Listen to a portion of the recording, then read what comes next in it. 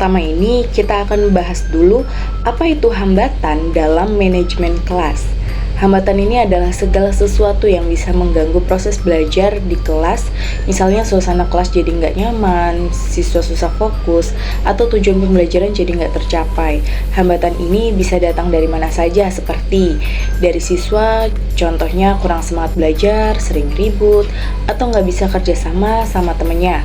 Kalau dari guru, misalnya belum bisa ngatur kelas dengan baik, belum bisa memotivasi siswa, atau cara ngajarnya masih kurang cocok. Dari luar, eksternal ini contohnya ruang kelas yang sempit, suasana sekolah yang kurang mendukung, atau fasilitas belajar yang nggak lengkap. Oleh karenanya, hambatan dalam manajemen kelas penting untuk dikenali supaya bisa dicari solusinya bersama. Sekarang kita bahas penyebab kenapa hambatan bisa muncul dalam pengelolaan kelas. Pertama, karena pengelompokan siswa berdasarkan kemampuan. Kadang ini bisa bikin sebagian siswa merasa dibeda-bedakan dan jadi nggak nyaman. Kedua, siswa yang pintar kadang merasa terganggu karena harus menyesuaikan dengan teman yang lebih lambat memahami materi. Ketiga, setiap siswa punya karakter yang berbeda-beda, ada yang cepat nangkep, ada yang butuh waktu lebih lama, ada yang pemalu, dan ada juga yang suka ngobrol terus. Ini bikin guru harus bisa menyesuaikan pendekatannya. Keempat, siswa juga bisa stres atau bosan kalau harus duduk diam belajar berjam-jam tanpa selingan kegiatan yang menyenangkan. Semua hal ini bisa menyebabkan proses belajar jadi terganggu. Selanjutnya, jenis-jenis hambatan dalam manajemen kelas. Hambatan tersebut dibagi menjadi 4. Yang pertama, faktor guru. Misalnya, guru belum punya cukup pengalaman, kurang paham cara ngatur kelas, atau cara ngajarnya masih kurang menarik.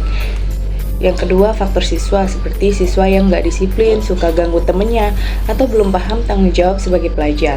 Ketiga, faktor keluarga. Ini biasanya kalau di rumah tuh sering ada masalah, siswa jadi pendiam, marah-marah, atau nggak fokus belajar. Keempat, faktor fasilitas. Misalnya kelas sempit, alat belajar kurang, atau jumlah murid terlalu banyak untuk satu kelas.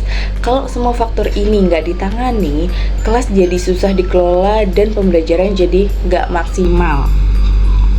Selanjutnya, cara mengatasi hambatan dalam manajemen kelas. Untuk mengatasi hambatan, ada beberapa langkah yang bisa dilakukan. Untuk guru, perlu belajar terus lewat pelatihan atau sharing dengan guru lain. Guru juga bisa coba berbagai metode seperti diskusi, kelompok, bermain peran, dan pembelajaran interaktif. Untuk siswa, guru bisa bikin aturan kelas yang jelas, kasih penghargaan untuk siswa yang tertib, dan ajak mereka aktif dalam kegiatan belajar. Untuk keluarga, guru dan orang tua perlu saling komunikasi, misalnya lewat pertemuan wali murid, supaya bisa saling dukung perkembangan anak.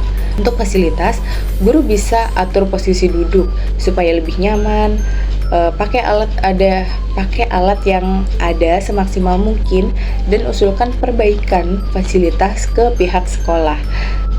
Kalau guru, siswa, orang tua, dan sekolah saling kerjasama, hambatan dalam manajemen kelas bisa dikurangi dan suasana belajar bisa jadi lebih nyaman dan menyenangkan.